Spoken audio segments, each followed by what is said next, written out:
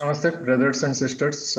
Welcome to this seminar on when we inwardly develop, in and out become the same. In this way, purity begins to reign all over. We have five speakers.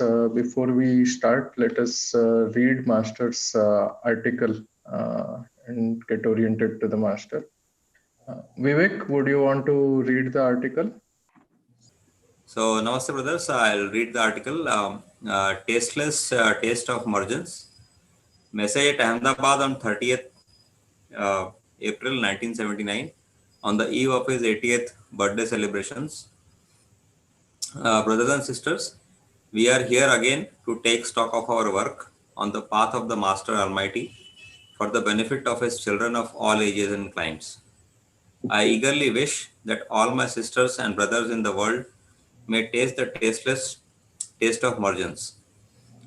Then you can understand the efficacy of the system in a better way. Life is not life we are living. There is something beyond and beyond. I hope all of us will see the better days if we are devoted to Him and Him alone. We should not dwell in thought that God does not exist. It is the place where we stay, and that is the main goal of life. Where we should stay.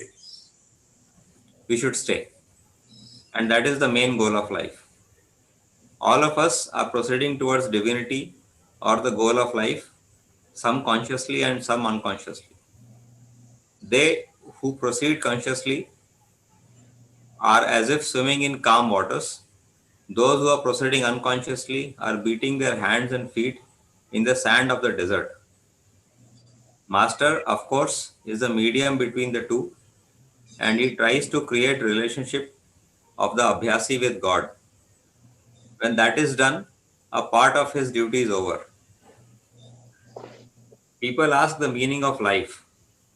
Life is meaningless in some person's mind, and this is a suicidal idea. Life has its meaning because there comes a force with it, and that reminds us of something which should be very precious to those who want to keep it within them.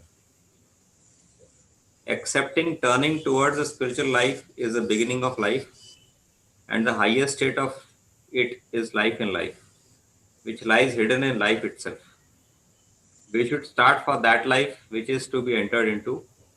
All our abhyas leads us to that life. Transmission gives a new life to the sleeping condition of man and prepares for the highest approach reserved for human beings. Not only that, it transforms the whole being, shattering all the obstacles in the way of progress.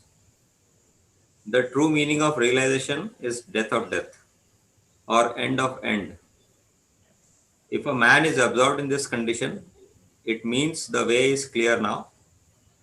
The time has changed to such a great extent that so many persons in India do not know what transmission is. It is my master alone who gave light to the original source, which was nearly dried. His message to mankind may aptly be pronounced as, O bounded ones, now start to look for becoming free. Asiro, karo ab rihai ki baatein. Everybody likes freedom, but few take care to acquire freedom from freedom. This higher stage is the result of total submission to Master Supreme. It is all absorbing attachment, that is bondage, to reality alone, which liberates one from every other bondage. Liberation can make one free from all the earthly bondages. When a person wants his evolution, nature helps him. Doctor gives bitter pills to the patient, even when he loves the patient dearly.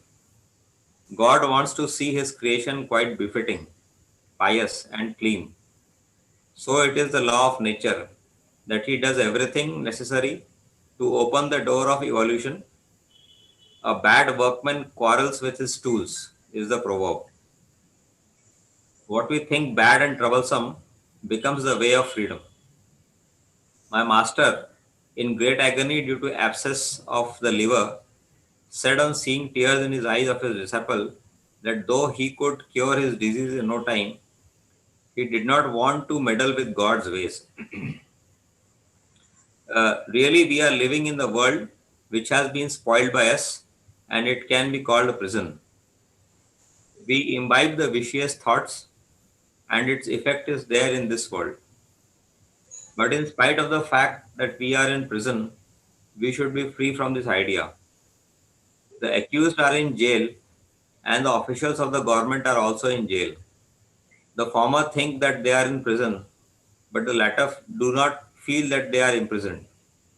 If sufferings are there, nectar is also there. Pangs and troubles created by indisciplined mind can be relieved only by making the mind well disciplined.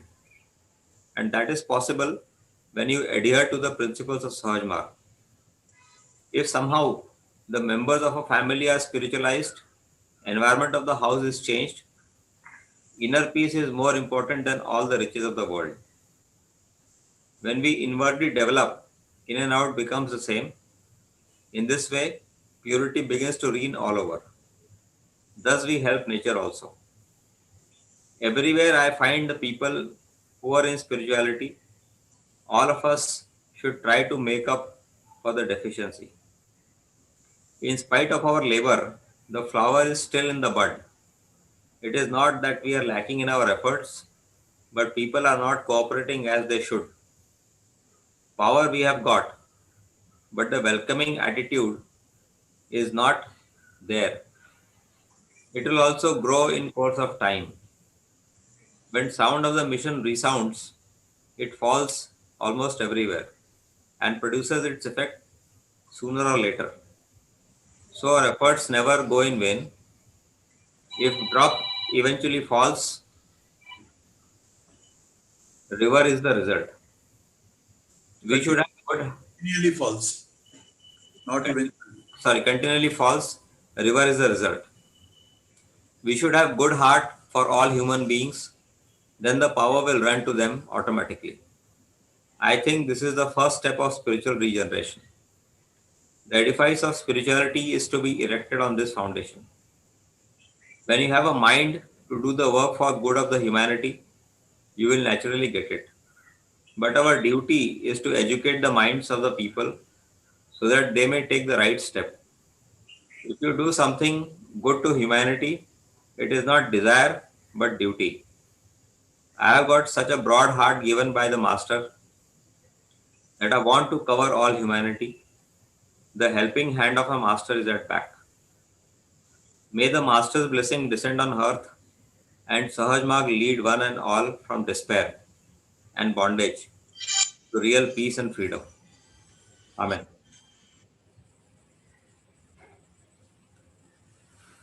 Thanks, Vivek. Yes. Now we will start with the first paper. That's Sri Vidyadhar Joshi. Namaste, dear brothers and sisters.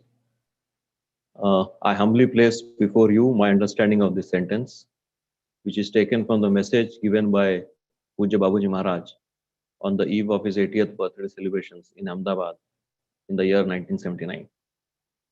It is published, Tasteless Taste of Mergence in Showers of Divine Grace. The message starts thus: Brothers and sisters, we are here again to take stock of our work on the path of the Master Almighty for the benefit of his children of all ages and climes. I eagerly wish that all my sisters and brothers in the world may taste the tasteless taste of mergence.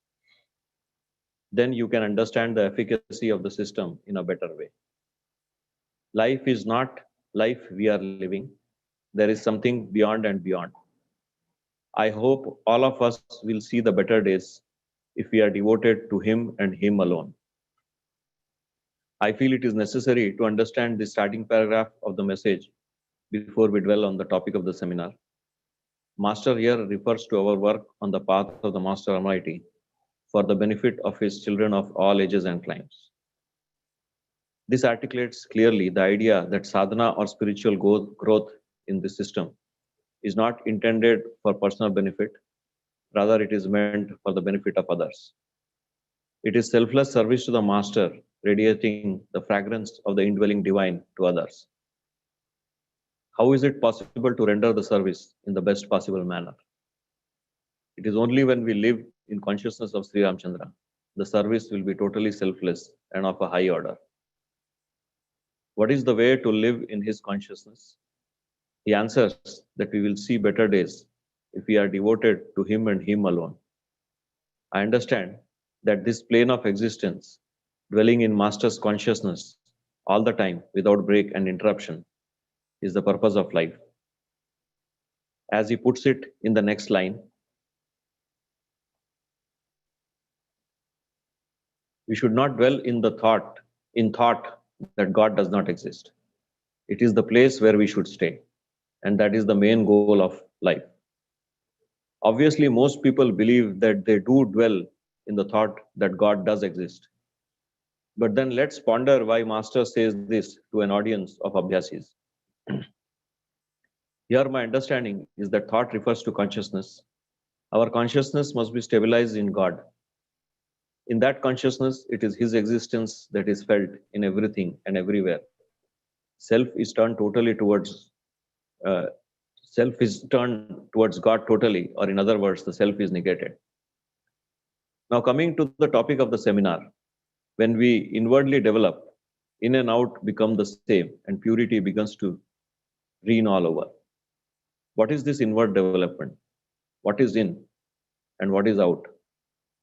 I understand this inward development as dwelling in the thought that God exists, which is to say, living in the consciousness that it is God alone who pervades everywhere and in everything. Everything is His, everything is from Him, and everything is Him. What then comes in the way of such living?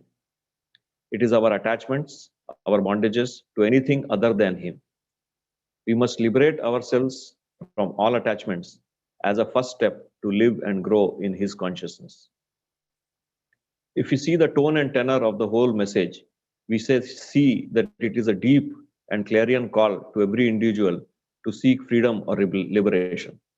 Our attachments are the root cause of our misery and unregulated mind. To live in the consciousness of the Master, we must give up attachments. That is easier said than done. Master says at a message in Tinsukia titled Way to Perfection, through thinking of the divine, devotion and love develop. I will certainly say this development of attachment is your job and your important duty.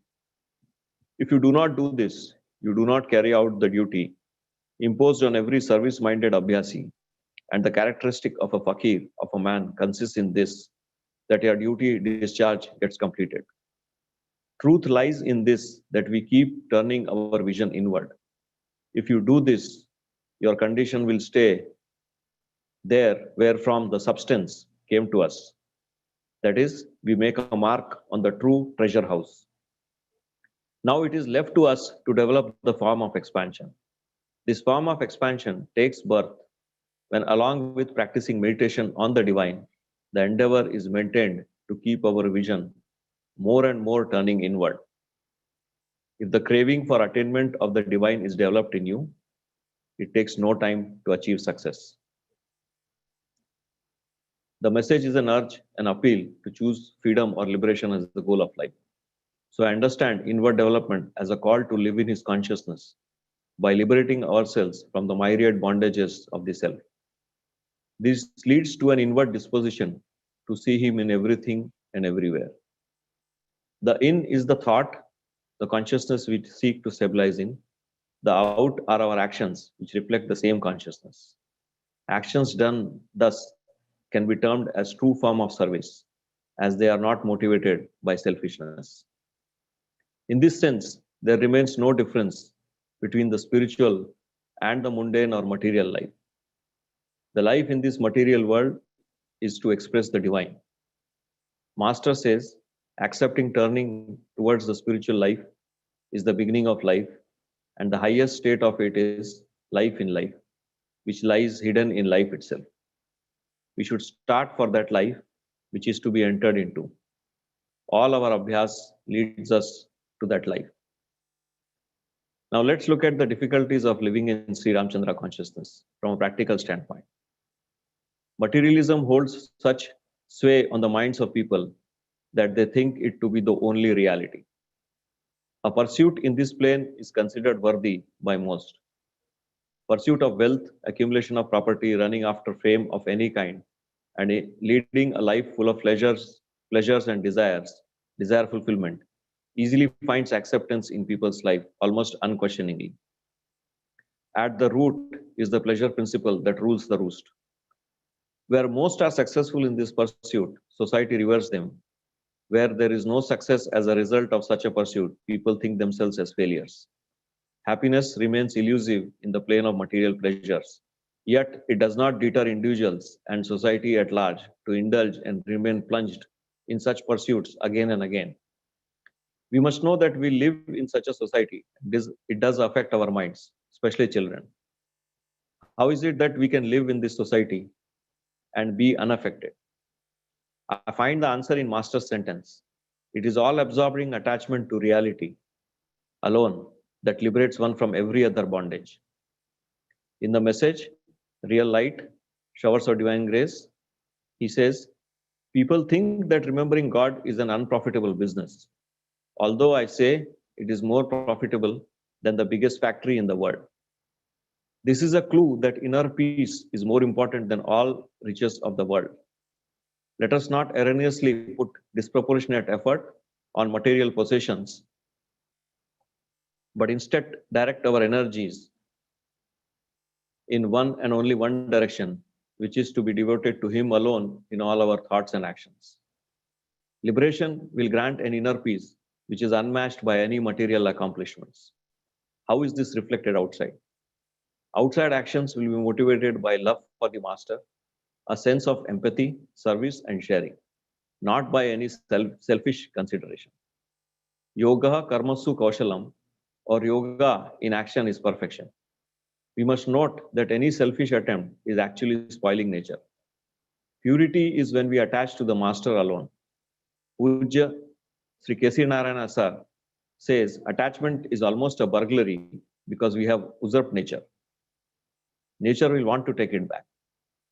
Living in the wisdom that everything here is only a trust handed to us by God, everything is He, everything is Him, we can lead a life of inner purpose, richness, and happiness, and share the same with others.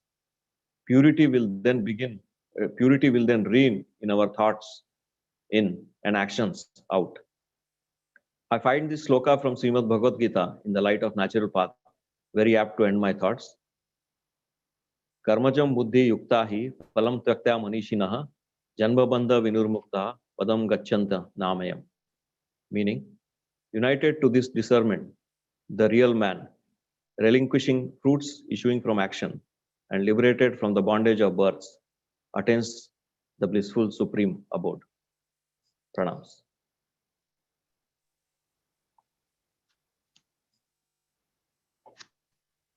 Thank you, Brother Vidyadhar.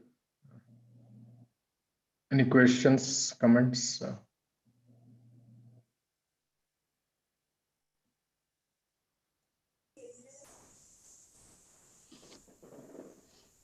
So the next speaker, Mrs. Laxmi. సోదరి మనులకు ప్రణామాలు. ఈ సదస్సులోని వాక్యాలు మనము అంతర్గతంగా వృద్ధి చెందినప్పుడు బాహ్యాంతరాలు రెండును ఒకటిగా అవుతాయి. ఈ విధంగా స్వచ్ఛత సర్వత్రా వ్యాపిస్తుంది. ఈ వాక్యములు పూజ్య బాబూజీ గారు 30th 4th 1979 సంవత్సరం అహ్మదాబాద్ లో తమ 80వ జయంతి ఉత్సవముల సందర్భంగా ఇచ్చిన సందేశము. ముక్తికి మార్గము చూపు రాజయోగంలోనిది. Amruthavarshini 2004 edition, page number 112. మన భారతదేశంలో అనేక మార్గాలు ప్రచారంలో ఉన్నాయి. అవి బహుశా సరైనవి కావచ్చు. అయితే సరైనది అంటే ఏది? నిన్ను కలతలేని స్థితిలో ఉంచే విధానమే సరైనది. అన్ని స్పందనలు దివ్యములు కావాలి.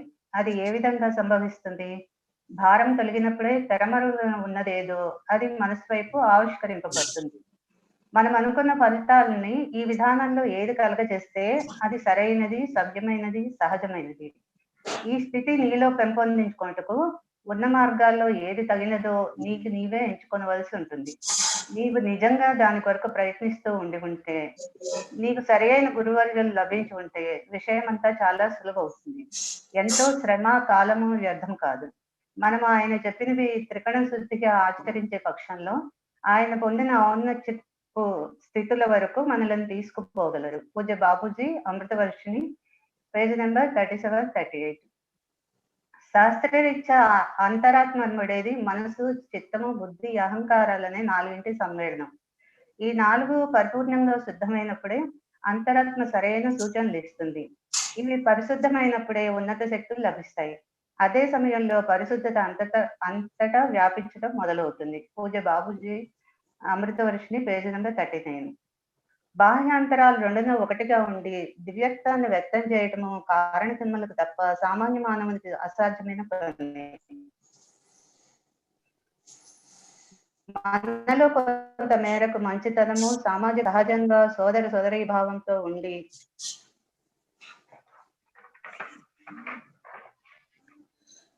నిస్వార్థంగా పరహితము, పరసుఖము, సేవాభావాలను గురించి ఆలోచించడం అసాధ్యమైన పని.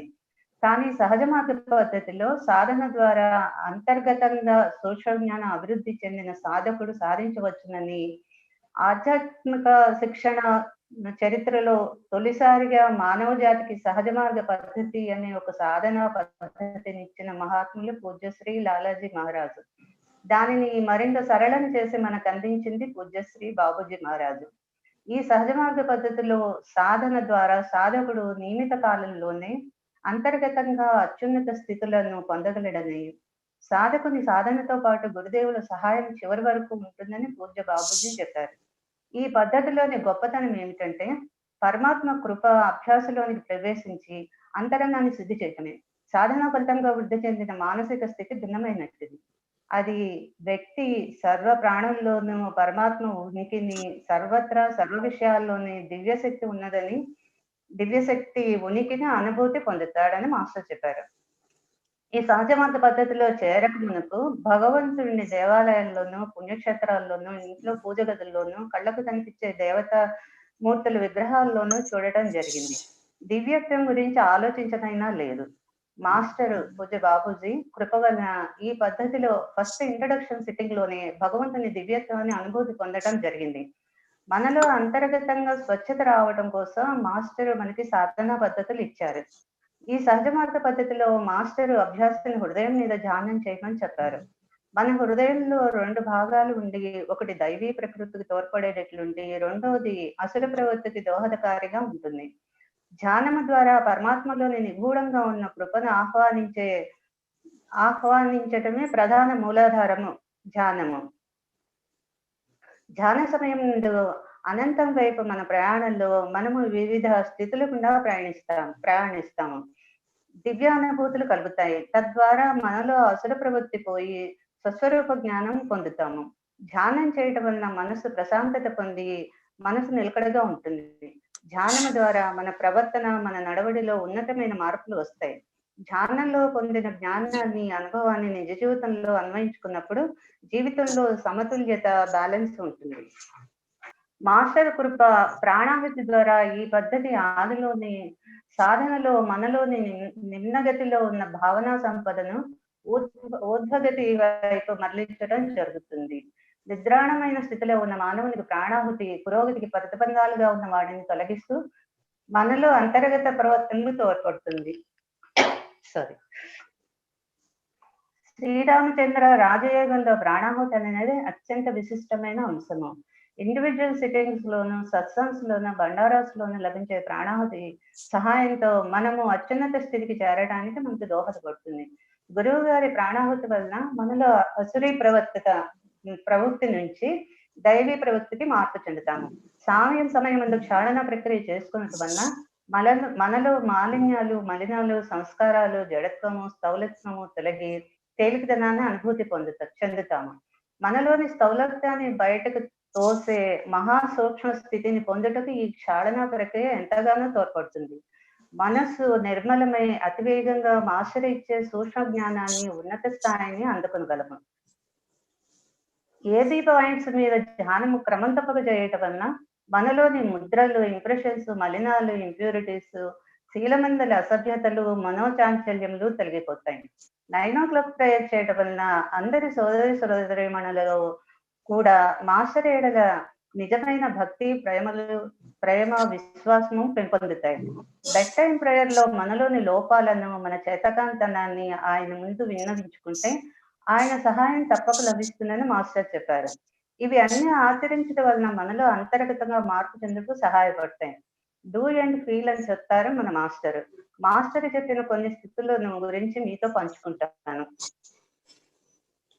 హృదయం దగ్గర కుడివైపు నుండి పైకి 5 బిందువులు జిగ్జాగ్ క్రమంలో ఉన్నాయని, ఈ బిందువుల నుండి ఒకదాని నుండి మరొక బిందువునకు చేరుటకు సామాన్య మానవునికి ఒక జీవిత కాలము అంతకన్నా ఎక్కువ సమయం పడుతుందని, ప్రతి బిందువులో ఉపబిందువులు ఉన్నాయని, ప్రతి బిందువు దానికదే ఒక ఖండమని, ప్రతి బిందువు దగ్గర 4 స్టెప్స్, 4 కండిషన్స్ ఉన్నాయని మాస్టర్ చెప్పారు.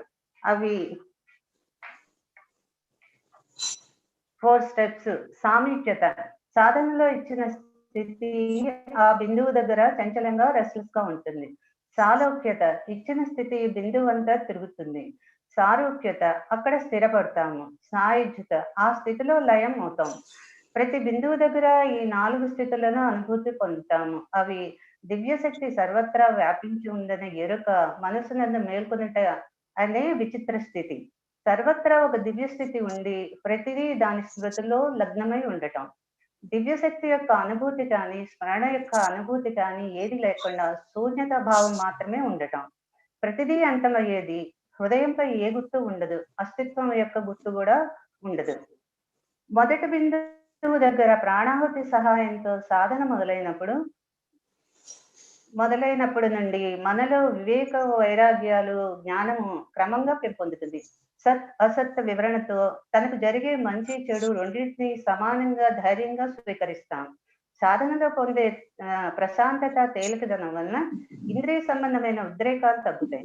దీని వలన సాధన చేయవలననే దృఢ సంకల్పం మొదలవుతుంది. సాధనలోని స్థిరత్వాన్ని పొందుతాము. ప్రాపంచిక సంబంధమైన విషయాల నుండి అనురక్తి కలిగి ఓర్పు, సహనాలతో, విచక్షణ జ్ఞానంతో, నిస్వార్థంగా, నిజాయితీగా, స్వచ్ఛతతో, వివక్షత లేకుండా ప్రవర్తిస్తాము. ఈ బిందువు దగ్గర సాధకుడు పరిపూర్ణమైన పక్వత చెందినప్పుడు లయము కలిగి ఈ గుణాలన్నీ సాధకునికి సహజమవుతాయి. రెండవ బిందువు దగ్గర మన సాధన మొదలైనప్పుడు మనలో భక్తి, విశ్వాసము, సతత స్మరణ కలిగి స్వస్వరూప జ్ఞానం క్రమంగా మొదలవుతుంది. అంతా భగవద్ ఆదేశాలే అన్న జ్ఞానం స్థిరపడుతుంది. సర్వ ప్రాణులలోనూ ఆయన ఉనికిని అనుభూతి పొందుతాము. స్థిరమైన నమ్మకంతో ప్రశాంతమైన, సంతృప్తికరమైన, ఆనందకరమైన జీవనము సాగిస్తాము. మన తోటి సోదరీమణుల యందు సానుభూతితో, నిష్కపటంగా, నిస్వార్థ సేవ చేసేదము. ప్రాపంచిక విషయాల యందు అనురక్తి కలిగి ఉండదము. సాధన వలన అహింస, ఇంద్రియ నిగ్రహము, భూతదయ, క్షమ, జ్ఞానము అలవడుతుంది. సతత స్మరణతో ఉండుటకు ప్రయత్నించదము. సాధన చేయడం వలన ఇవి అన్ని సహజమవుతాయి. మూడవ బిందువు దగ్గర మన సాధనలో మాస్టర్ యందు నిజమైన భక్తి, విశ్వాసము, ప్రేమ, విశ్వాసము క్రమంగా మొదలవుతుంది. మనము భగవంతుడి మీద ఆధారపడి ఉన్నామని, ప్రతిదీ ఆయన ఆజ్ఞానుసారమే జరుగుతుందని పరిపూర్ణంగా తెలుసుకుంటాము. శుద్ధమైన మనసుతో, సరళంగా, సౌమ్యంగా, సంయమంతో ఉండడానికి ప్రయత్నిస్తాము. ఇతరుల తప్పులను క్షమించదము. గురుదేవుల సేవ కర్తవ్యంగా భావించదము. సాధన ద్వారా లయం కలిగి ఇవి అన్ని సహజమవుతాయి. నాలుగో బిందువు దగ్గర సాధనలో మాస్టర్ మీద ఆధారపడటం క్రమంగా మొదలవుతుంది. శరణాగతి మీద అవగాహన మొదలవుతుంది. ప్రతిదీ మాస్టర్ ఆదేశాలుగా ఆయనతో సన్నిహితంగా ఉంటూ మిక్కిలి సౌమ్యంగా, శాంతంగా ఉంటాం. ఎదుటివారిని బ్లేమ్ చేయక అన్నిటినీ డివైన్ గిఫ్ట్స్ గా యాక్సెప్ట్ చేస్తాము. పరభక్తి నుండి పరమభక్తిగా మారడం 3 నుంచి 4 బిందువు వరకు జరిగే యాత్ర. సాధన ద్వారా ఇవన్నీ సహజమవుతాయి. 5వ బిందువు దగ్గర మనలో సాధన యొక్క నిర్ణీత సంకల్పం బలోపేతం అవుతుంది. సమతుల్యత మీద, విశ్వచైతన్యం మీద అవగాహన మొదలవుతుంది. మాస్టర్ ముందు ఓపెన్ గా, ప్లెయిన్ గా, నేకెడ్ గా ఉండడం మొదలవుతుంది. సమతుల్యత, కరుణ, దయ అనుభూతి పొంది వాటిని మన ప్రవర్తన ద్వారా లోపల బయట వ్యక్తపరుస్తాము. సాధన ద్వారా లయం కలిగి ఇవన్నీ సహజమవుతాయి. బిందువుల దగ్గర సాధన జరుగుతున్నప్పుడు మనలో పాజిటివ్ క్వాలిటీస్ తో పాటు నెగిటివ్ క్వాలిటీస్ కూడా ఉంటాయని మాస్టర్ చెప్పారు. మాస్టర్ తోనూ ట్రైనర్ తోనూ చెప్పడం ద్వారా వారి సహాయంతో వాటి నుండి ఫ్రీడమ్ పొందుతాము.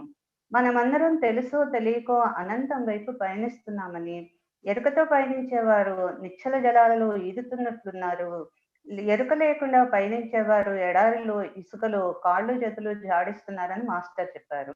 మనమందరం ISRC ద్వారా లభించిన పుస్తకాలను ఉపయోగించుకుందాం. మనం అంతర్గతంగా అభివృద్ధి చెందినప్పుడు మనసు పరిశుద్ధమై మన భావాలు ఆలోచనలు శుద్ధమై సూక్ష్మ జ్ఞానాన్ని పొందుతాము. మాటలో మృదుత్వం వస్తుంది. ప్రేయర్లో ఐ నుండి ఉయికి వస్తాము. Determination, self confidence, orientation towards master, వివేకము, వైరాగ్యాలు, ఓర్పు, సహనము, కరుణ, దయాగుణము, జాలి, ప్రేమ, క్షమాగుణం, సమతుల్యత, విశ్లేషాత్మక సామర్థ్యము, యాక్సెప్టెన్స్, ట్రస్టీషిప్, పాజిటివ్ యాటిట్యూడ్స్, నిస్వార్థమైన ప్రేమ, శరణాగతి మొదలైనవి పెంపొందుతాయి. అండ్యూ అటాచ్మెంట్స్, ఎక్స్పెక్టేషన్స్, ఎంటంగిల్మెంట్స్, కర్తృత్వ భావాలు మొదలగు వాటి నుండి విముక్తిని పొందుతాము. పరహితము, పరసుఖము, సేవాభావము సహజమవుతాయి. సరళంగా, సహజంగా, నిర్మలంగా మనం లోపల బయట ఒక్కటిగా ఉండగలము. మన మనోవాక్య కర్మలలో దివ్యత్వం ఉట్టి పడుతుంది. అది సర్వత్రా వ్యాప్తి చెందుతుంది. ఇంత మార్పు, ఇంత ప్రగతి కావాలనుకునే ప్రతి ఒక్కరికి పూజ్య శ్రీ రామచంద్రాజీ మహారాజ్ ఇచ్చిన సహజ మార్గ పద్ధతే శరణ్యమని నా అనుభవం నాకు తెలియజేసింది. మనకి ఈ పద్ధతి పరిచయం చేసి ఇంట్రడక్షన్ సిట్టింగ్స్ ఇచ్చి ఇండివిజువల్ సిట్టింగ్స్ ఇస్తూ తమ కాలాన్ని, శక్తిని మనలో ప్రగతి కోసం వినియోగిస్తూ సహాయం చేస్తున్న సోదర సోదరి ట్రైనర్స్ కి ఈ సందర్భంగా కృతజ్ఞతలు చెప్పుకుంటూ మాస్టర్ కి కృతజ్ఞతలు తెలుపుకుంటున్నాను. ప్రణామాలు. నమస్తే.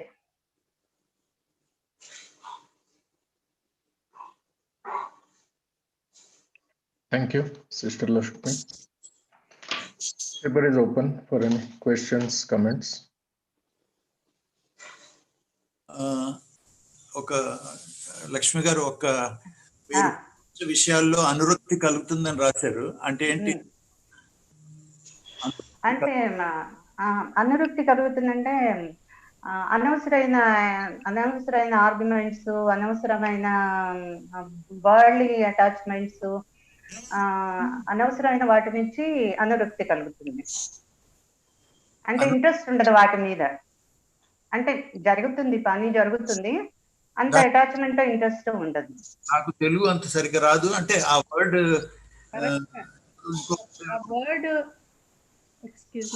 వర్డ్ అంత కరెక్ట్ కాదండి. అనురక్తి అంటే ఇంట్రెస్ట్.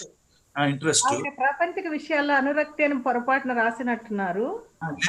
మన విరక్తి అని చెప్పగానే అనురక్తి కలగదు అని ఉంటే కరెక్ట్ గా ఉంటుంది ఆ సెంటెన్స్. రెండు దగ్గరలో యూజ్ చేశారు. అనురక్తి తగ్గుతుంది అనేది కరెక్ట్ సెంటెన్స్. మన దాంట్లో విరక్తి అనేది లేదు కాబట్టి పాజిటివ్ గా రాసేది ఉంటే అనురక్తి తగ్గుతుంది, తగ్గుతుంది అని రాయాలి. అనాసక్తి అని రాయచ్చు. అనాసక్తి. ఆ వర్డ్స్ రెండు దగ్గర రాశారు, రెండు దగ్గర కరెక్ట్ చేసుకోవాలి. Okay okay. ఇప్పుడు థ్యాంక్ యూ వెరీ మచ్. ఇది ఆర్టికల్ రాసినందుకు నాకు క్లుప్తంగా 4-5 సెంటెన్స్ లో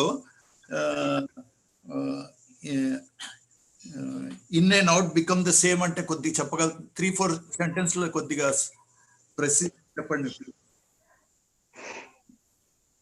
ఇన్ అండ్ అవుట్ అంటే అండి, మనము లోపల ఎప్పుడైతే మనకి లోపల ప్రశాంతత, కామ్నెస్, లైట్నెస్, డివైన్ ఎక్స్పీరియన్స్ జరుగుతుందో, డివైన్ ఎక్స్పీరియన్స్ అది పొందుతామో, అదే సూక్ష్మ జ్ఞానం ఏదైతే పొందుతామో మాస్టర్ నుంచి లభించేది, దాన్ని బయట కూడా మనం ఎక్స్ప్రెస్ చేయగలం. మనకి ఇన్నర్ అది లేనప్పుడు బయట ఎక్స్ప్రెస్ చేయడానికి అవ్వదు. సో మనకి ఇన్నర్ అది మొదలైనప్పుడు మనలో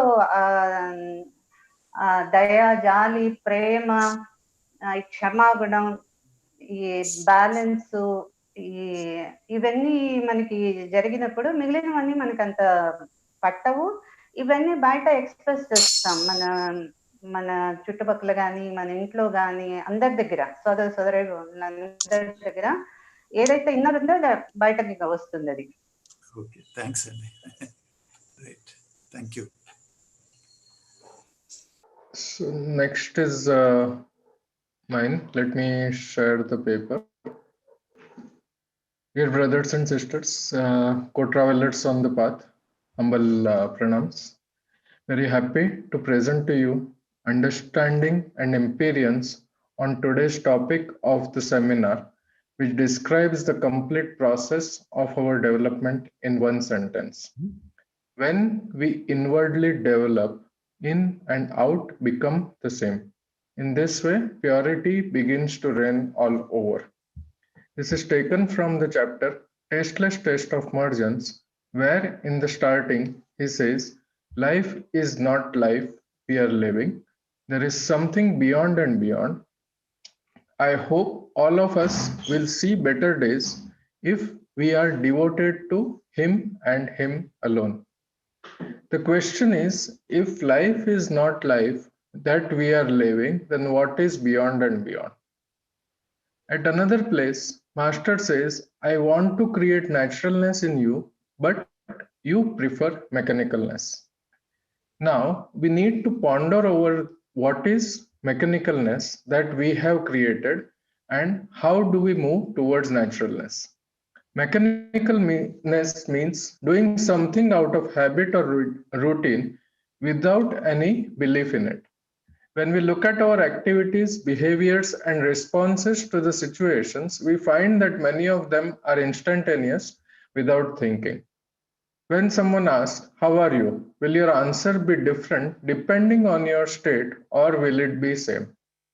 What I observe is that many times it is same, no matter what their internal state is. Similarly, when the trainer asks, how was your meditation? How did you feel, experience? What type of thoughts were there? How different are our answers week to week or month to month? Many times Abhyasis say, I don't know what I am feeling, or the same answer, I feel good, calm, peaceful, etc. after the meditation, and that is there for months and years. This means that we are not used to looking inside and recognizing our feelings. As we start our practice of Pranahuti Aided Meditation, let us examine how we develop inwardly. The first and foremost thing that starts with the introduction is the diversion of flow of thought energy from lower portion to the upper portion of the heart. In my experience, the following things happen internally. It is generally people are in the habit, so this is before the introduction, or generally people are in the habit of enjoying lower consciousness thoughts, as we feel that is what most people are doing and enjoying the life. Here we are suppressing our true nature and focused on pleasure seeking, but internally we know that this is not true happiness. As we practice, that means that as the diversion happens, we become aware of the lower consciousness thoughts related to envy, jealousy, enmity, possessiveness, selfishness, satisfaction of drives, and feel uncomfortable with it, but we are not willing to change the behavior.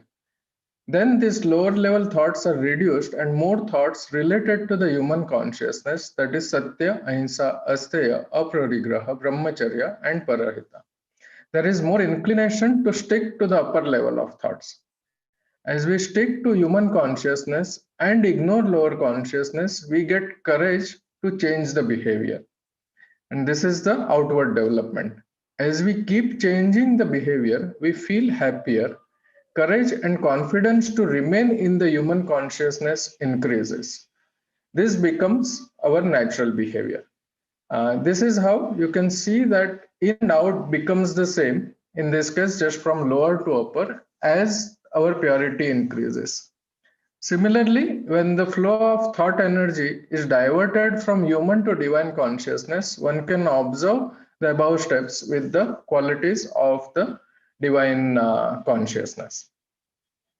One thing to share is that this is a gradual process in terms of the percentage of flow towards the upper and Atman, which gets reflected as the percentage of time we are in the human consciousness and divine consciousness, as well as display these qualities in our behavior. When I observe myself, I feel that many of the qualities have been developed, whereas there are some desires, some behaviors of the lower, where I am struggling in the step 1. The key is how much we introspect as well as attach ourselves to the master, which helps us in moving to higher planes. The more the courage, more the speed of change in behavior, reflecting our inner state, and faster the progress. So this is the key when we look at the lives of the masters. We see that their courage and we see the unquestioning attitude and following the master in word and spirit. And this is where we see the progress has been much faster. In the beginning of the chapter, Master says, life has its meaning because there comes a force with it. And that reminds us of something which should be very precious to those who want to keep it within them. Accepting and turning towards spiritual life is the beginning of life, and the highest state of it is life in life, which lies hidden in life itself. The question here is that what is the spiritual life that Master is talking about? And this is something that I would request every Abhyasi to think, contemplate, and also share in terms of their meaning of the spiritual life. So this is something I was talking last week also with a few people, and at the same time talking with the other people. So while talking about this with the few Abhyasis, it was surprising to know that in spite of practicing for some years, they did not give serious thought to it. For some, the answer was living better material or a social life. Someone said to lead a life of contentment in job and family. Another Abhyasi mentioned that he wants to live in harmony with family members and they should respect him. Even I had a misconception and thought that the spiritual person should not have any problems in life. In this corona situation, you all must have observed that people are doing yoga, pranayama, taking immunity booster food, medicine, and in spite of doing all this, the mind is disturbed due to fear of death. So this is where we need to see when we are talking about a spiritual life, what we are thinking. And if we are still thinking in terms of the social material or in terms of our physical life and the physical body, that means that the goal clarity is missing. We have an example of Lalaji Maharaj suffering from the abscess of the liver, and in spite of having the power to cure the disease in no time, he did not want to meddle with God's ways. The cause of all this is pangs and troubles created by indisciplined mind. As Master states and further says, can be relieved only by making the mind well disciplined, and that is possible when you adhere to the principles of Satyabhadma. As we practice meditational practices, our purity increases and mind is disciplined naturally. Hence, following its principle, that is 10 commandments, becomes natural as it becomes our nature. However, the key here is to recognize our inward development. The way to do that has been already mentioned by the Master. That is, immediately after the meditation, for 5 minutes, observe your condition and record the same. The topic of diary writing has been explained in detail by Pujya Sir, which is printed with the diary every year. Master has given and is giving us these conditions during the meditation, which means that we are developing inwardly, and as we are developing inwardly as we keep meditating correctly. The key is to grasp the condition and hold it firmly so that it shatters our wrong beliefs and notions. When this happens, it gives us courage to live a spiritual life. And this is where Brother Vidyadhar mentioned in terms of what is the spiritual life, and keeping God in view and being in the master's consciousness is elaborately dealt in his paper. Let me share an example of a truthfulness. Some years back, I had a boss who used to shout and insult everyone. This used to affect me, and I was suppressing the feeling. As this continued, there was an anger inside, but outwardly showing like everything is fine. One day, in our one-to-one meeting, he started shouting and insulting me. After a while, I could not bear it anymore and lost my temper. I replied to him in his language, banging my hand on the table and shouting, "You think you are the only one to shout and no one else can do the same? What do you think of yourself? If you want my resignation, let me know." And I left the room. To my surprise, as soon as I came back to my desk, I felt so much light and happy. I was laughing inside. After some time, I went back to him and apologized. To my surprise, he also apologized, and after that, our relationship improved as well as he softened his style. So again, this is when I look back and analyze, felt that there were suppressed feelings in the heart, making it heavy. And this was something that I could also feel it in the meditation.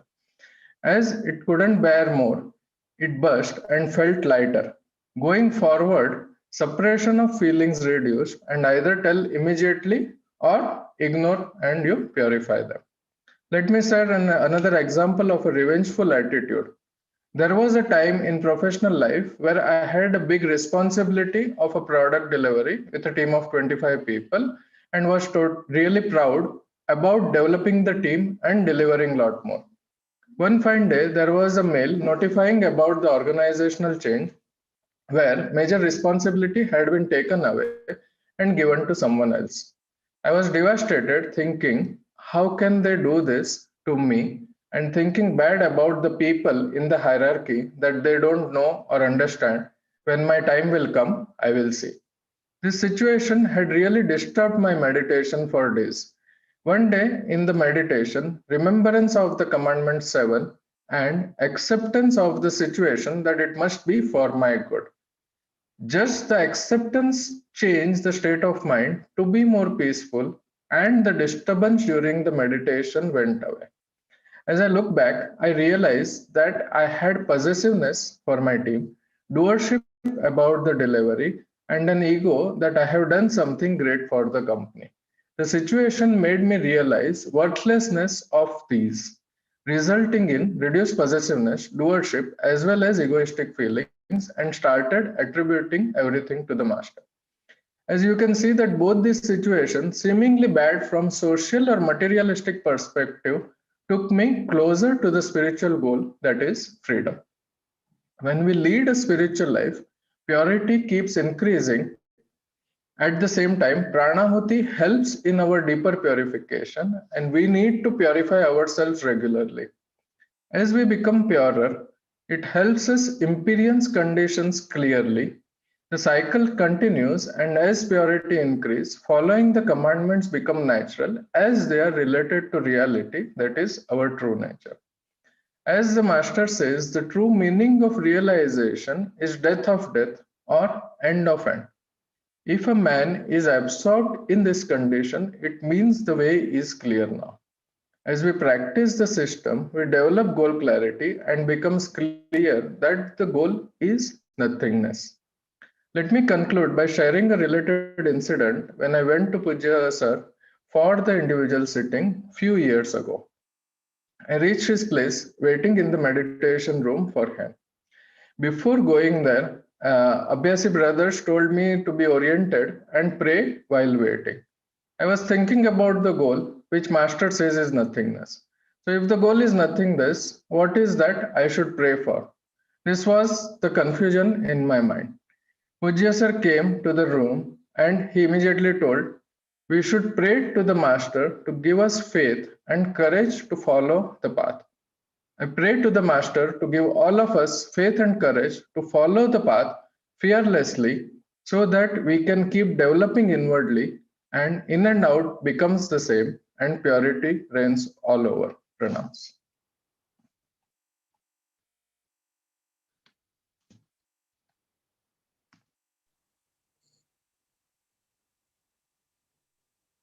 Any questions? Anything? Dharmesh, Yeah. can you scroll above where you have given Lalaji Maharaj's example? So here, if you see, you have described a situation above, then you have written one line. This clearly shows that the goal clarity is missing. Mm-hmm. And then you say we have example of Lalaji Maharaj suffering from abscess of liver, and in spite of having the power to cure the disease in no time, he did not want to meddle with God's ways. So just the writing style, it seems you are giving an example of goal clarity missing. So I would request you to correct the expression there slightly, and immediately following the paragraph also, the cause of all these is pangs and troubles created by indisciplined mind. So you need to elaborate what is all these. You are saying cause of all these. What is that all these? Because it appears you are referring to the instance of Lalaji Maharaj. Okay. Yeah, I sorry think for that's a that. serious error, Yeah, and you need to correct that. Fine. So the goal clarity missing is mainly because people fear death, and or they are looking at more in terms of the material or social. And the example of Lalaji Maharaj is that there was no fear of death. He had the power. And that is where he was accepting everything is coming from God. Yeah, but there's a disconnect. There's no connecting Yeah. sentence. Maybe I'll move this paragraph after this one. Yeah.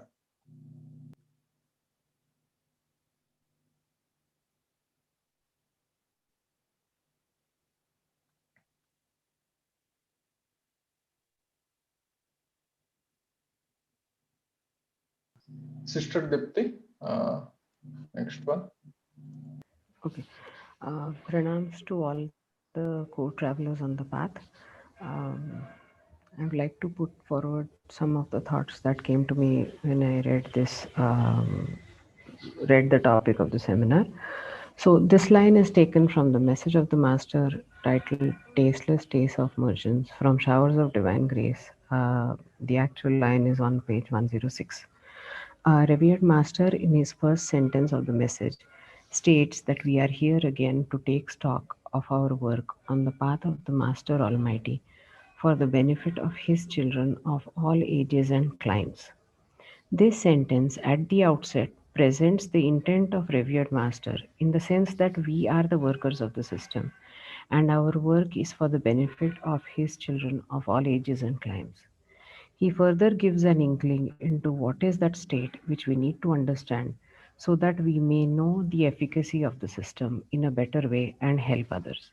He says that life is not life we are living. There is something beyond and beyond.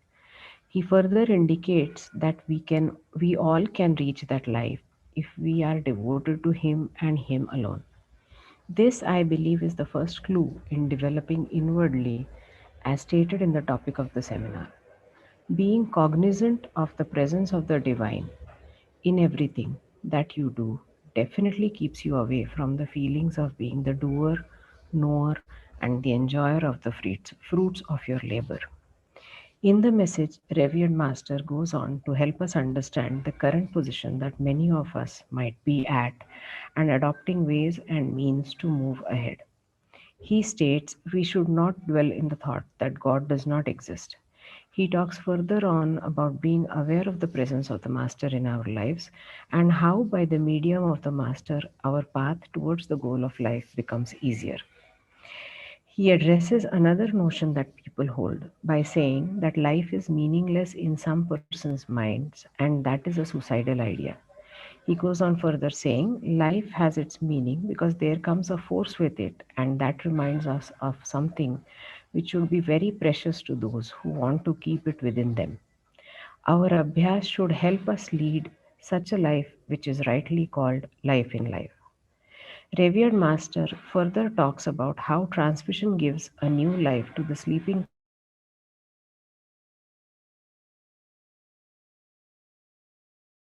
and that it is spirituality alone which liberates us from every other bondage. This sentence offers a solution out of the samsara, not by trying to detach from the various minds that we have, but by having a strong attachment with the divine. Revered Master then further on talks about how when a person wants his evolution, nature helps him. Doctor gives bitter pills to the patient, even when he loves the patient dearly. God wants to see his creation quite befitting, pious, and clean.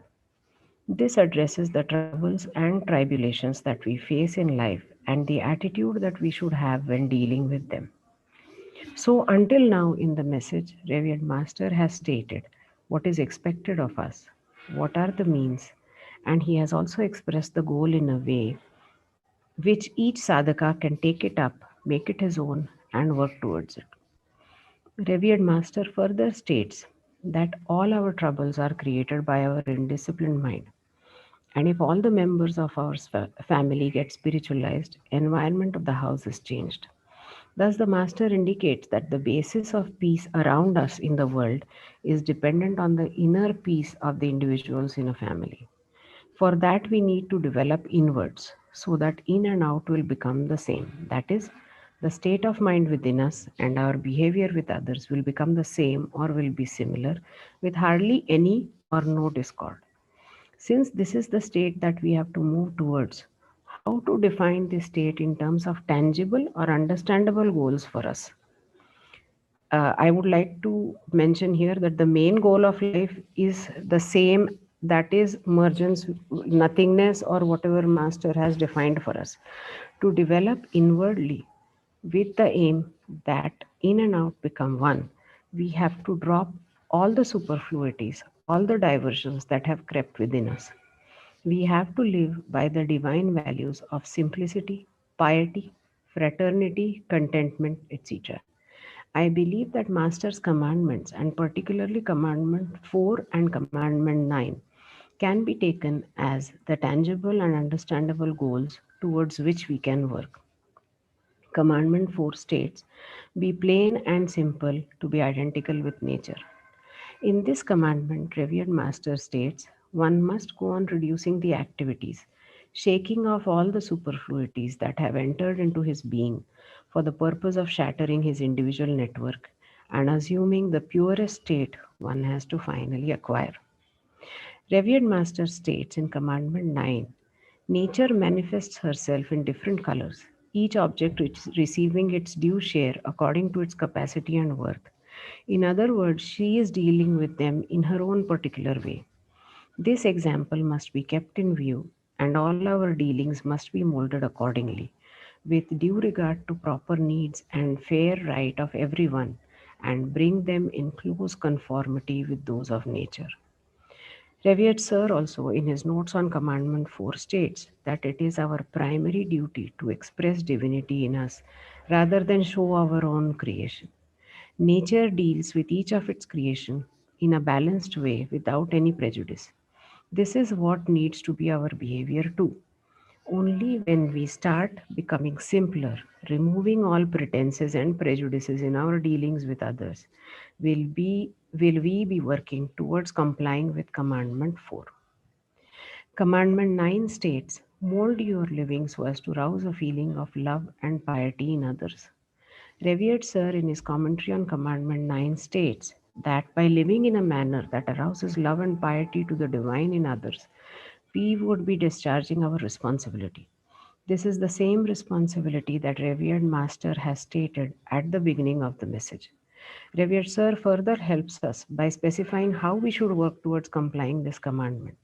Molding our speech, moderation being our approach, balanced existence being our approach, piety being our approach, devotion being our approach, love being our expression, it should be possible for us to make others think in terms of divinity.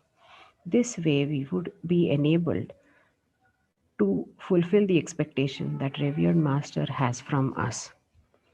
The two clues that Revered Master has given us in the message on how do we proceed on the path towards our goal are iterated here again.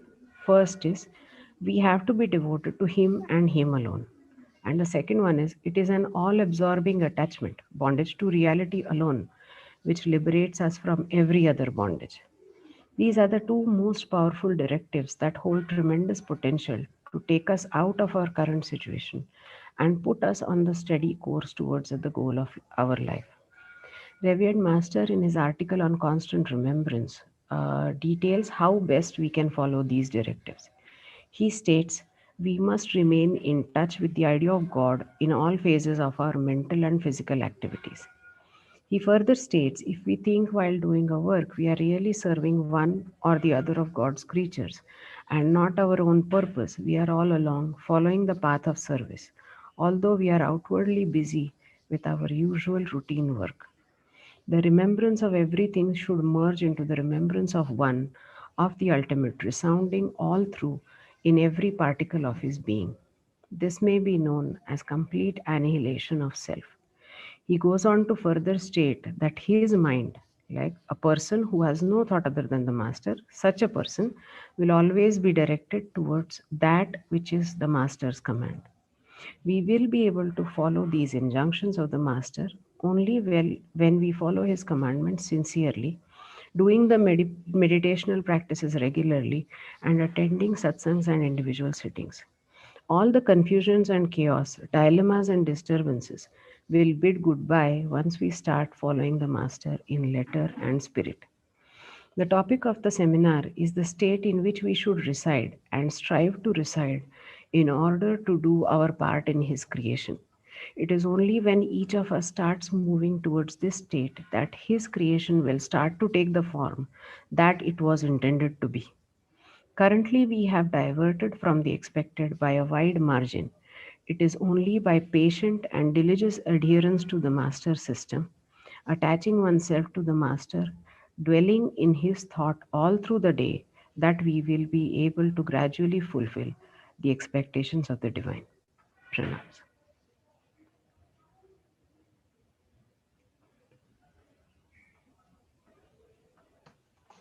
Thank you, Sister Deepti. Questions, comments?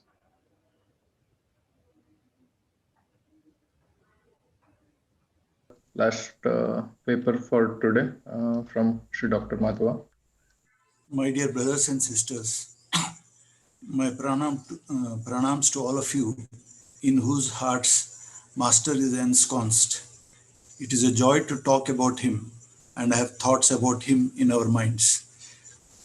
This passage is taken from the Ahmedabad message, where he also talks about his eager wish that all my sisters and brothers in the world may taste the tasteless taste of mergence. He also talks about we should not dwell in the thought that God does not exist. It is a place where we should stay, and that is the main goal of life. He also talks about his master's message to mankind. O bounded ones, now start to look for becoming free. He also talks about we should have a good heart for all human beings. Then the will run to them automatically. I think this is the first step of spiritual presentation. We should allow our minds to dwell on the thoughts of the Master for longer periods of time if we want to purify our hearts. A purified heart only can love Master, and a purified heart only can reveal the mysteries of nature and reality.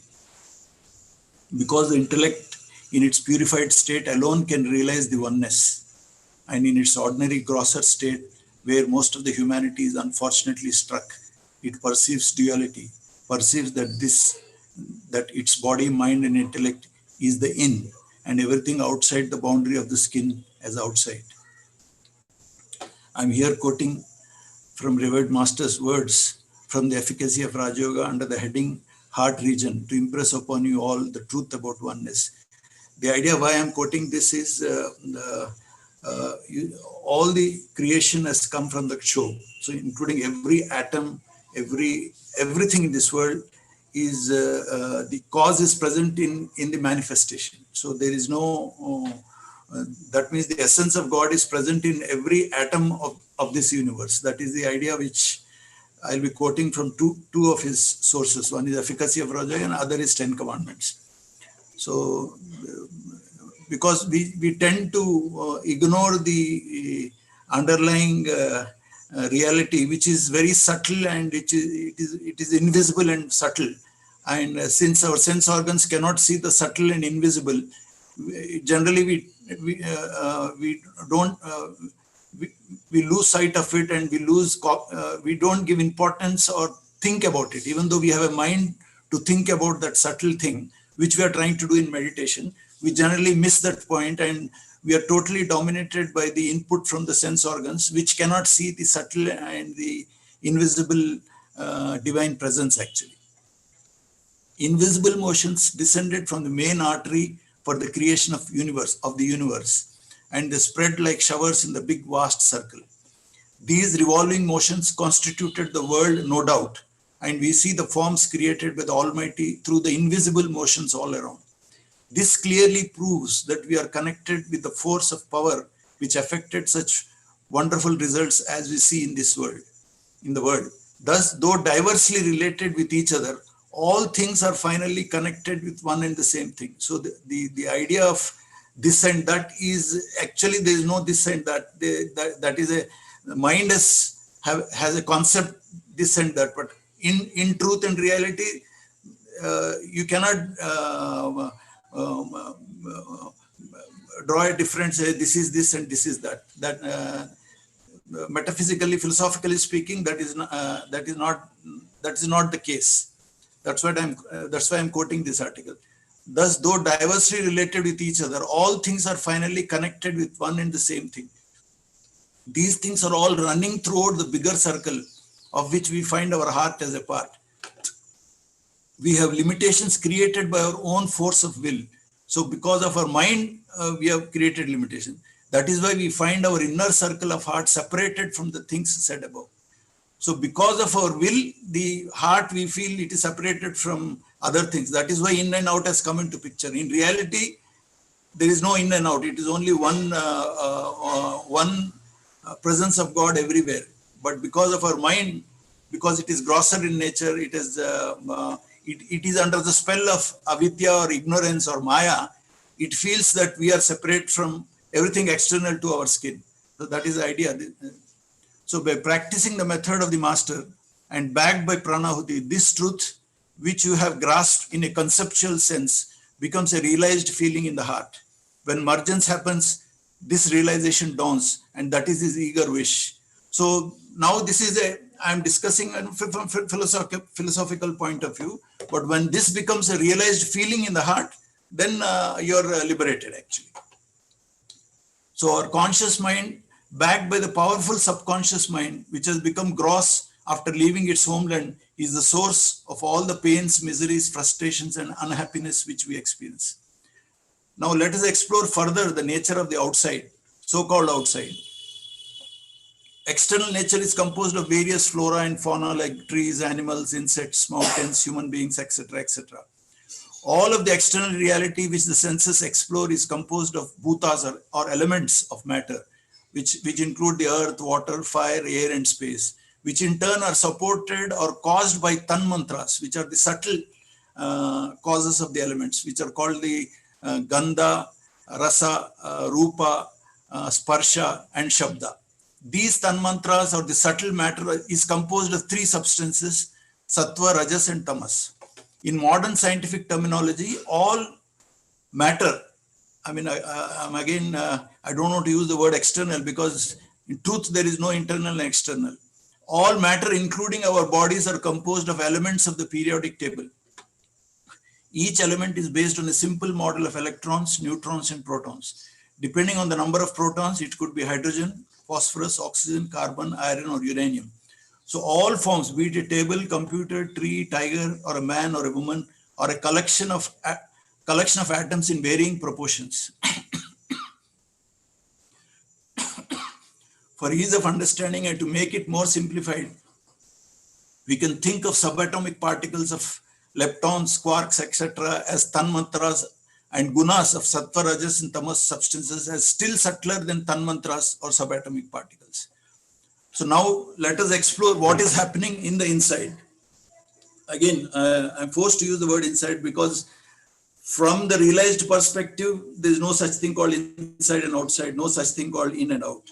but for the sake of discussion, I'm forced to use this word inside. You hear some sound or see a form through external instruments as ear or eye. The sense instruments carry the information through nerve currents to the brain centers, which are the sense organs or the indriyas. So the brain centers are the indriyas, whereas the eye and ear are the external instruments. The indriyas are made up of tanmatras. But when the mind gets attached to this sense organ, reaction happens in the mind, or in other words, a vritti appears in the mind lake as a reaction to the input brought in by the senses. The mind in turn conveys this information to the buddhi, which understands the meaning of the vritti as a dog barking or a form of a tree or a cow. This understanding which happens in the intellect is due to the influence of the Atman on it, and the Atman is the final knower or the drashta. Interaction of our mind and our body-mind intellect with the external world through the sense organs is the cause of rise of phenomena of experience, be it thoughts, feelings, emotions, moods, pain or pleasure. But due to grossness and ignorance of the nature of reality, the vrittis which arise in the mind are colored, which give rise to perceptions which are illusory in nature and also delusional. The word I want you to underline is the word colored. Colored is the thing, because mind, because of the coloring, all problems are arising. So to quote the master from the Gita article in Silence Speaks, I'm quoting, the simple unassuming character of the mind has changed with march of time and has assumed a colorful disposition. So originally our mind was simple and unassuming, but now it has become colored and began to shed its effect on everything in us, both outer and inner. Whatever therefore we take into our thought or action exhibits colorfulness in all its phases. That is, the lack of moderation is due to the colorfulness. So when the colorfulness is gone, or when the mind becomes assumes its simple unassuming nature, moderation is established. So whatever therefore we take into our thought or action exhibits colorfulness in all its phases. Our excessive attachment to the environment and surroundings of a similar nature create in us heaviness and grossness. Subtleness is lost, and everything that comes to our view is interpreted in the same light. This not only wields our understanding, but the heart and brain also get affected by it. It was the same tendency of mind which displayed itself through all the writings of men of knowledge and learning. For thorough understanding of things, one must have practically attained the state of mind required before one can come out to explain it to others. The same was the case with sacred Gita. There are numerous commentaries and more are still being added. Almost everyone attempted it from his level of learning and reason for the people to understand it from the same level of thinking. But though their physical labor in this respect may be appreciable to some extent, the actual purpose is not served at all. And to be more frank, commentaries have made the original text all the more complicated by putting the bare truth under coverings or misconceptions. In other words, we increase our own limitations by adding more and more complexities to it. This is the quote's end, actually. The idea behind it is why the oneness of God has missed from our consciousness, and we start seeing in and out, we start having pains and miseries, is because of the coloring of our mind. Our coloring gives rise to these impressions. Like suppose 10 people are there. If 10 people see an object, 10 people have different perceptions about the object. That is because each person's mind is colored, and colored with his past impressions, colored with his past experiences, colored with what has been taught by his parents and religion and all that. So each person's appreciation of the truth of an object is colored by the history of that person, including social history, the experiences we have, the learning he learns. All these things color our mind, causing all this indiscipline, actually. Now I'm also quoting how the mind, which was simple and assuming, has become grosser and become colored. This is from the second commandment I'm quoting. I'm also quoting from the second commandment of revered master to drive home the point how mind becomes gross and develops complexities. The quote begins, the currents flowing down from the origin manifested themselves in diverse ways. They had descended not without purpose. They were in fact powers which began to act in numerous ways, producing the required results. All these powers had emerged from the origin and began to manifest their actions. Take the case of a baby. At the time of birth, he could not even move about. Subsequently, he began to sit, stand, talk, walk, and run. That is to say, the capacities lay dormant in him, which now began to develop into action till he attained blooming youth and acquired the full active vigor of a man. The elements contained in the composition of the baby developed in various forms. Though the origin of all these was the same tiny drop, wheels after wheels began to set around, which were caused by the effect of the mother's habits, father's habits, the type of training, and all external influences which began to display their respective actions. All these influences had a touch of materiality. The multiplicity of actions made him uncognizant of all the various changes which he had undergone during his march towards grossness.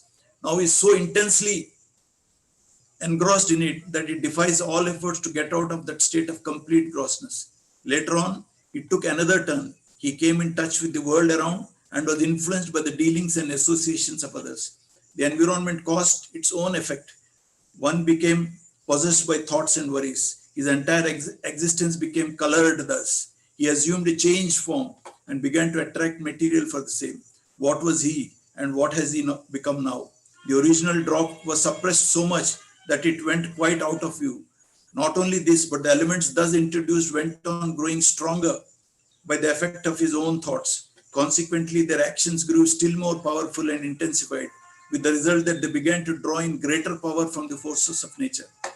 Just as a tiny spring composed of few drops of water trickling down from a mountain crevice flows down in the form of a petty rivulet and goes on swelling with the addition of water from the melting snow or from a tributary stream till it develops into a huge sea of water. So does a baby when the things introduced into him at the primary stage have attained full development, attained maturity. The origin of ripples present in the water is nothing but the result of the karmas, which had helped him during the course to acquire its final form. These are the waves which are lastly considered to be the waves of joy, often misinterpreted as anandam. In a man's life, this phase comes during the period of youth when he is sufficiently coated with contaminations. When a man comes into this form, which is the result of all the actions, this state is similar to that of an ocean. The quote ends. Now I'll continue the paper. When the search for freedom from the powerful natural forces of Adi Daivika, Adi Bhautika, and Adhyatmika commences, he is drawn to yoga, and when he gets a competent guru, his march to freedom begins. He trusts the master and accepts the master's teaching of following the 10 commandments. But the march to freedom is not a picnic. It involves practice and determined effort, and face courageously the obstructions which come on the path. Our conscious mind is controlled by our habits and samskaras, which are well established in our subconscious mind. Please recollect the commentary of revered Babuji Maharaj on the 4th commandment, where he describes how conflicting tendencies begin to develop. The balance was disturbed and conflicting tendencies began to develop. One faculty now induces him to have a walk in the open. Another stops him from doing so on the ground of catching cold. The third one presents another view, and the fourth still another. The fifth one begins to think of earning money, and the sixth suggests the undertaking of some employment. The seventh dissuades him from undertaking excessive hard work for the purpose. The eighth one recommends the establishment of cordial relationship, attachment with some rich relation, so as to capture his heart and offer him inducement to transfer his entire wealth to him. Another faculty comes forth to declare that all this is quite useless, so long as he does not get married and have children to enjoy that wealth. He finally gets married and has children too. Now the problem of their education comes in as they grow up. Further, hearing of the nice acting of one Jamila, he was tempted to go to the theatre. He went there and witnessed the show several times. The coquettish moments of Jamila captured his heart, and he was induced to attend the show again and again. Everything of Jamila began to attract his heart. This led to the commencement of love. Now he further began to pine over the same thought, giving further strength to it by turning it into its habit. The network thus began to grow more intensified. The habit excited in him a tendency to look upon every similar thing as Jamila. Now he began to think of having money sufficient and satisfy his lusty desires. But the constant thought of Jamila of think of stealing, but at the same time feared prosecution and imprisonment. But the thought of Jamila had caught him so tightly that he at last resorted to stealing, an unfair means. Now imagine what he originally was and what he had finally been led to by the effect of his thoughts which had entrapped him so tightly. Similar incidents added further to the intricacies of the net, giving greater strength to it by the effect of his own thought, which fermented them all the more. The grossness went on increasing. Its resultant effects led to the development of further evils like passion, anger, lust, etc. In short, a complete conglomerate was formed. The retracing from it can now be effected only by the process of casting away all that he had taken in previously, giving place to the first state, strengthen his will and divert the downward tendency upwards, and by removing perversion of thought, by fixing it firmly in the right direction. The inverted commas and the quote ends. If we take the view that these tendencies, which Babuji was talking of, are like various personalities residing in your subconscious mind, and in appropriate situation, they become active and rise to your conscious mind with a force, making your mind a slave to those tendencies. The general tendencies of the mind are towards pleasure seeking, seeking name and names. That is why we are unhappy, frustrated, frustrated within ourselves. We blame the environment or society or our relatives, friends and co-workers for our unhappiness. This is extended even to the spiritual field also, and we blame other disciples and followers of the Master for bringing bad name to the Master and his organization, not questioning ourselves what role we have played and whether we have kept up our part of the responsibility to ourselves and the Master. It is by now well established in the field of psychology that whenever we find fault in anybody, the fault is present in our heart, but it is repressed in our subconsciousness and which we are not aware of, and which is projected onto others, and we become critical of others. Take the example of an infant. If any person commits a theft of gold, which is present in the proximity of the infant will not raise an alarm because it has no concept about gold and its value, nor he has any concept about a thief. When he becomes an adult, he starts seeing faults in others, because he also nurtured similar thoughts and feelings in his heart. Let me give you the mirror, and if you see some fault on its face, do not blame the mirror, but something reflected onto the mirror. Know that it is your image. Find the fault in yourself. This is a quote from Shams Tabriz, who was the guru of Jalaluddin Rumi. Revered Babuji Maharaj in the centenary celebrations talks about the feeling of thought of remembrance oozing from objects everywhere. Another Sufi saint has remarked that wherever his gaze fell, it fell on the face of the beloved. There is a general uncomfortable feeling of restlessness in the spiritual aspirants because of the dissonance caused by the love of Master and his ideals like 10 Commandments, and the inability of the subconscious and conscious mind not being in harmony with those ideals. When we rest our attention on the subtlest divine light, which is all pervasive and which is of the nature of the show, the mind also assumes the subtle character of the divine. As you think, so you become, and in and out become the same. Because of the regular practice of the method, backed by the influx of the divine Pranahuti and the aspirant's efforts in developing love and devotion towards the Master, inward development takes place. Divine vibrations which enter our mind are so powerful that it shatters all the limitations and grossness, and the mind assumes its original pure and unassuming character. Then in and out become the same, because that is the truth and that is the reality. Good and bad, ugly and beautiful are all the forms of God, and whatever act you are doing becomes a worship which drowns you in bliss. Such a person causes happiness all around him and also ignites the divine spark in the sleeping hearts and make them wake up to the presence of Master inside the heart and all around. Thanking you all sincerely for giving me this opportunity to speak before you. Pranams.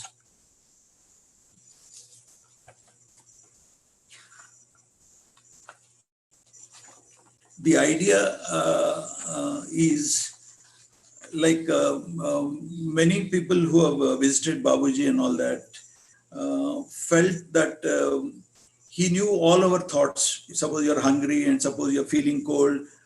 He was also feeling cold. There was no in and out between. What Abhyas was feeling cold, he instantly would go inside and get a shawl and put it on him. He's hungry, he would rustle up some food and pick up some food and give it to him. So if he's worried about his father's illness or somebody's illness, he would mention that to the Abhyasi and say that I prayed for him and all that. You see, that means his thoughts are not confined to him, and the Abhyasi's thoughts were part of his thoughts. There is no in and out. Similar example when I used to go to Sir's place for meditation. When sometimes accidentally when a mosquito was biting, if you just swat at the mosquito, he would say, "Why are you killing it? You leave it alone. Put some coil or let it go." That means the consciousness, he was feeling that the mosquito is not separate from him, and if it is causing pain to that, he was feeling hurt. Like that. So the idea of in and out will go away when divinity manifests in your heart. There'll be no. This is an artificial division. For example, let us see now. I am here now. I have a body, and my body has got limitation of skin. If I say that my consciousness is limited to my body, and then outside now Prasad and Vishala are sitting, if I say that they're outside me, it will not be possible for me to contact them or see them because my consciousness is limited to my body. It will be impossible to see objects outside. You're able to see means you're not limited to your body. Your mind is present everywhere. That is why you're able to interact with them, see with them. But the mind, because of the avidya or because of the maya or because of the grossness, the intellect believes that you are separate and the world is separate, you are separate and God is separate. But that is due to the defect, that is due to the coloring of the mind. By meditation, when we meditate properly on the divine light without luminosity, this coloring goes away, then you will not feel this difference at all. This in and out cannot exist. That is why another point which I practice I request all people to practice is, Babuji talks about constant remembrance, and he advises that in your free time, whenever you are staying in the bus stand or in the bazaar, he says, think that God is pervading all animate and inanimate things, including yourself, and try to rest yourself on that thought as long as possible. He says that is a happy pastime as well, and it's a constant remembrance. And then he says, you have to invariably practice this, he says. So if you take his advice, read his books, study properly, you'll inwardly develop, and then we are helping. We are part of human society. Human society will also develop if we develop. So this is in short. If it's open to questions. Anybody wants any clarifications? Whatever I know, I'll tell you.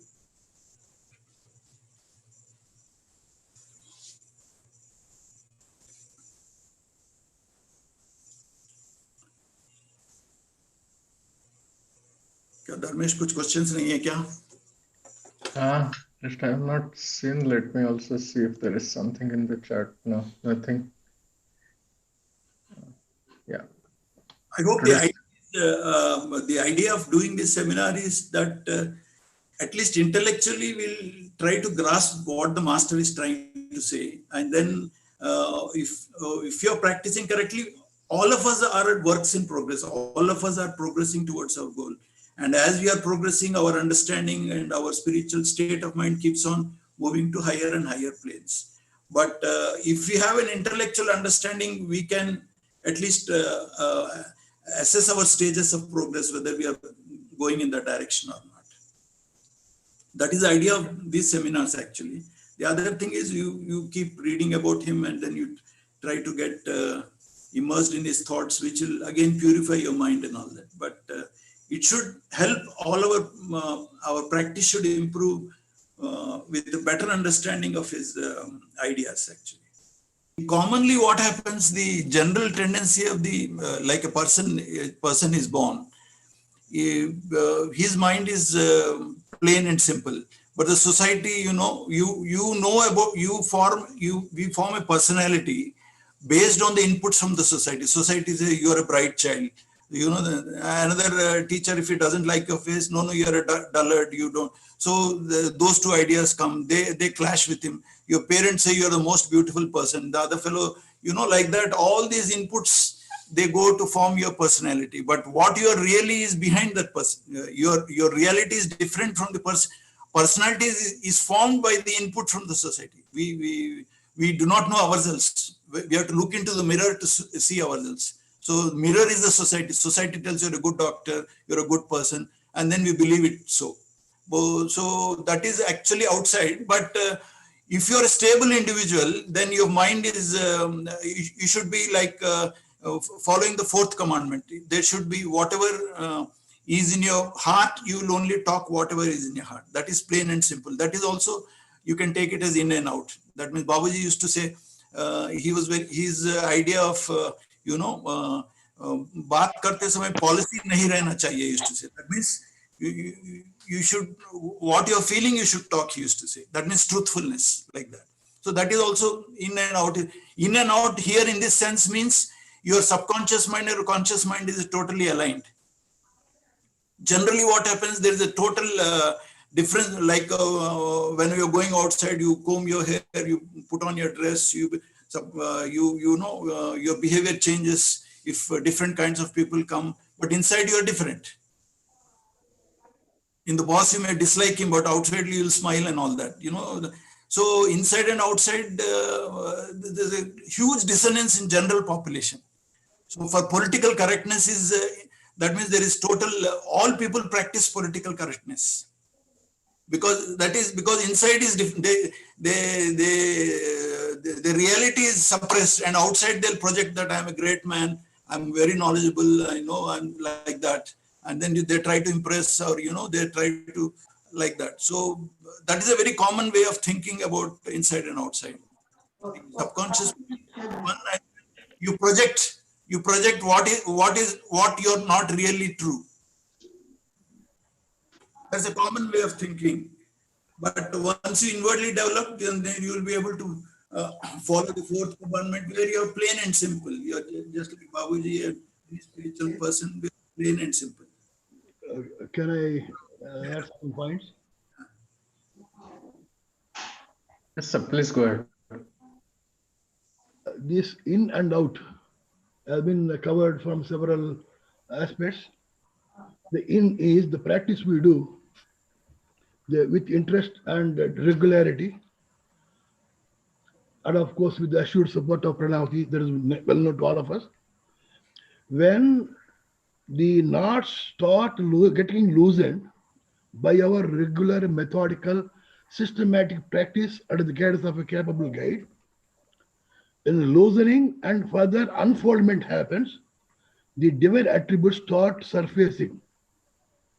And the negative attributes through sadhana, we have to eschew, we have to wither away. That is our cooperation and prayer at bedtime. For at every stage, there are negative and positive points. We have to develop positive points. Entire conglomerate, the essence of that is upper heart, initially, the D realm, the inferior type of super consciousness. Then as we move to Brahman, that is Agna level, there comes D1, which is ego-centered, complete ego. There we have to surrender. The surrender in third and fourth between in this area, then there's a different shift, paradigm shift in surrender there. That is a big struggle. There we need to seek the help of the master, right, honest. Because if we try to do, we are there and it is not possible. How to yield in higher levels, that is the beginning of the Parabrahman, Abudayat. There we start yielding. Then your calmness is gone. Forgetful state of calmness, that is the state of mind. Then we depend on him. Then comes the Prabandhagati, ninth thing. Then devotion. So that will guide us to be watchful of the negative qualities which we are getting reflected. So this reflective consciousness, which is the human consciousness, has to be developed through Anubhava Shakti and regularity and practice. Master's help is assured that we have to extend our cooperation to him. He says, I want your cooperation. So the cooperation is a very big word. It is understood from many angles, at several levels, in several ways. Finally, you have to become zero. In and out, when it becomes zero, that is the ninth commandment in a tangible way.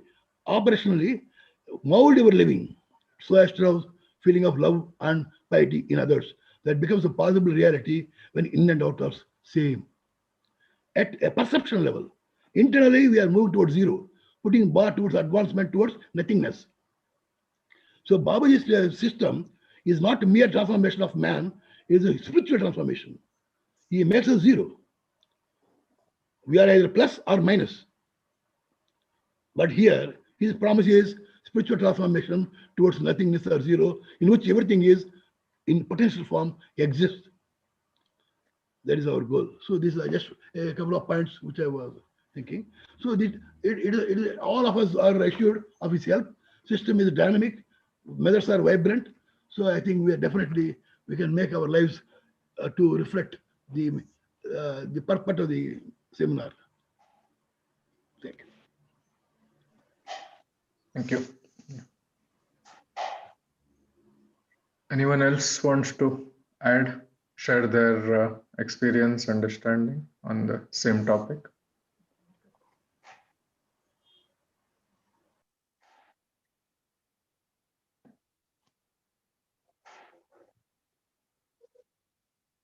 So, yeah.